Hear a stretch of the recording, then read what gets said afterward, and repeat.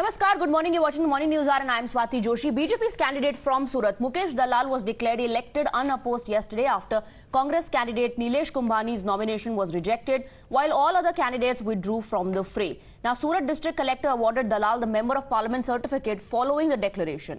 The nomination papers of Nilesh Kumbhani, the Congress candidate for the Surat Lok Sabha seat, were rejected after his three proposers said that the sign on the papers was not theirs. Similarly, the nomination form of Suresh Padsala, the alternate Congress candidate, met a similar fate, effectively sidelining the main opposition party from the city's electoral race. The rest of the 8 independent candidates withdrew their nominations. A massive war of words has erupted over the announcement of election results. Congress is now alleging that there was a conspiracy and poll officials were working under the BJP pressure. However, other Congress leaders have blamed their own candidate, alleging Congress candidate did it deliberately. Listen in. पिछले 2 दिन से जो भी घटनाक्रम चल रहा है नामांकन को लेकर, वो आज क्लियर हुआ कि भारतीय जनता पार्टी के उम्मीदवार को बिनहरीफ विजेता घोषित किया गया चुनाव अधिकारी द्वारा। जो घटनाक्रम घटा है उसके अंदर एक स्पष्ट रूप से बात है कि जो collector office election commission of India के अंडर में काम करना चाहिए, लेकिन मैं सीधा बोलता हूं कि कलेक्टर ऑफिस भाजपा कमीशन के अंदर भारतीय जनता पार्टी के पॉलिटिकल प्रेशर में के कामगिरी कर रही है, वो स्पष्ट रूप से साबित हुआ है।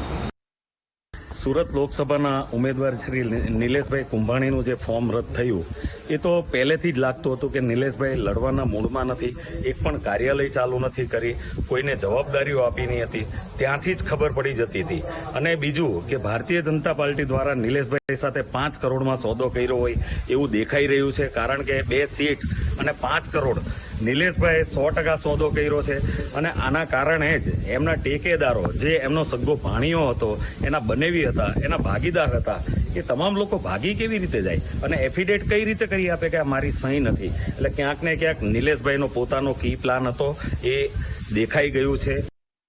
ये ऑर्डर्स को हम त्वरित कोर्ट में चैलेंज करेंगे। किन किन लोगों के खिलाफ तो इलेक्शन कमीशन और the candidate.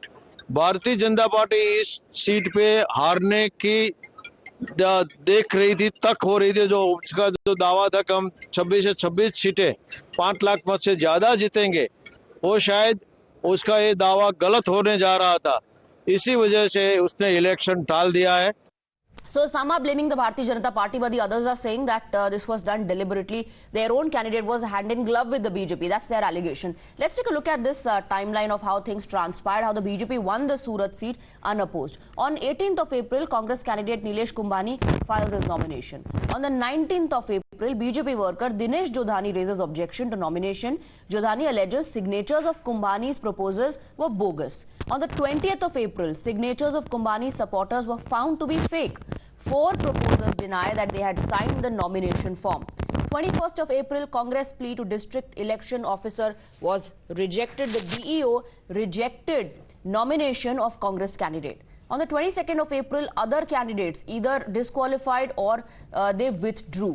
BJP candidate Mukesh Dalal hence was declared the winner. So this is a timeline of how the Bharatiya Janata Party got the Surat seat. Now the Congress has moved election commission and has demanded that the polls in Surat should be delayed. On the other hand, BJP has cited the past precedent where candidates of the alliance partners won unopposed. Listen in. Congress party के प्रत्याशी के जो 4 प्रस्तावक थे, चारों मुकर गए और इसके कारण हमारे कैंडिडेट का नामांकन रद्द कर दिया गया। जबकि चुनाव आयोग की गाइडलाइन ये स्पष्ट कहती है कि एक बार प्रस्ताव करने के बाद कोई प्रस्तावक अपने नाम को वापस नहीं ले सकता। इसके बावजूद हमारे कैंडिडेट का नॉमिनेशन रद्द कर दिया गया। सब जानते हैं कि पंचायत के चुनावों में, जिला पंचायत के चुनावों में किस तरह से प्रेशर डालकर बहुत सारे कैंडिडेट्स को निर्विरोध चुनवाया जाता है। ये देश के निचले स्तर पे होता रहा। आज भारतीय जनता पार्टी ने इसको लोकसभा चुनाव में करने की जो एक्सपेरिमेंट किया है वो बहुत चिंतनीय है। तो चुनाव आयोग की जिम्मेदारी है कि वो सूरत के इलेक्शन को रद्द करें, उसको दोबारा से नोटिफाई करें। Yitin is joining us in the broadcast with more details. Yitin, बहुत दिलचस्प है जिस तरह से भारतीय जनता पार्टी को ये जीत हासिल हुई है। हालांकि कांग्रेस पार्टी इलेक्शन कमीशन से एक्शन की मांग कर रही है, लेकिन बीजेपी कह रही है कि पहले ऐसा हुआ है।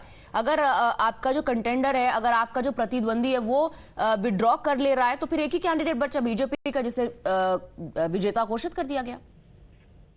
देखिए कहीं ना कहीं कांग्रेस का पूरा आरोप है कि इस पूरे के पूरे षड्यंत्र के पीछे भारतीय जनता पार्टी का रोल है। बीजेपी ने प्रेशर में आकर पूरी की पूरी हरकत की है। बीजेपी ने प्रस्तावकों को यानी कि जो जितने भी सपोर्टर्स थे उनको किडनैप कर लिया। इस तरीके की बातें कांग्रेस की तरफ से सामने आ रही है। लेकिन कांग्रेस के पास काफी लंबा वक्त था। सैटरडे से ये पूरा का पूरा हाई वोल्टेज ड्रामा जो है सूरत में चल रहा था। कांग्रेस उस बीच हाईकोर्ट का दरवाजा जो है वो खटखटा सकती थी, लेकिन कांग्रेस अब तक हाईकोर्ट का रुख नहीं कर रही है। और बीजेपी इसीलिए कह रही है कि इसके पहले जब 28 से 29 बार निर्विरोध कोई सांसद चुना गया है तब लोकतंत्र खतरे में नहीं था, क्योंकि कांग्रेस के अभी कई सांसद निर्विरोध चुने गए थे तब लोकतंत्र खतरे में नहीं था। जब अब उनका कैंडिडेट रिजेक्ट हुआ है, अन्य पीछे हट चुके हैं और बीजेपी का कैंडिडेट जीत गया है, तो लोकतंत्र खतरे में। इस तरीके की बातें भारतीय जनता पार्टी की तरफ से आ रही है। लेकिन ऐसे में अब कांग्रेस आरोप जो है वो चलता रहेगा। बहुत बहुत शुक्रिया हितेन आपका इस पूरी जानकारी के लिए। Will keep coming back to Kane sir, your dinner. On a tile? Arey, it's antibacterial. Scratch resistant also. The plates? Kane bhai, it's a tile ad. IM Plus technology से बने वर्ल्ड क्लास टाइल्स। टाइल हो तो simple हो।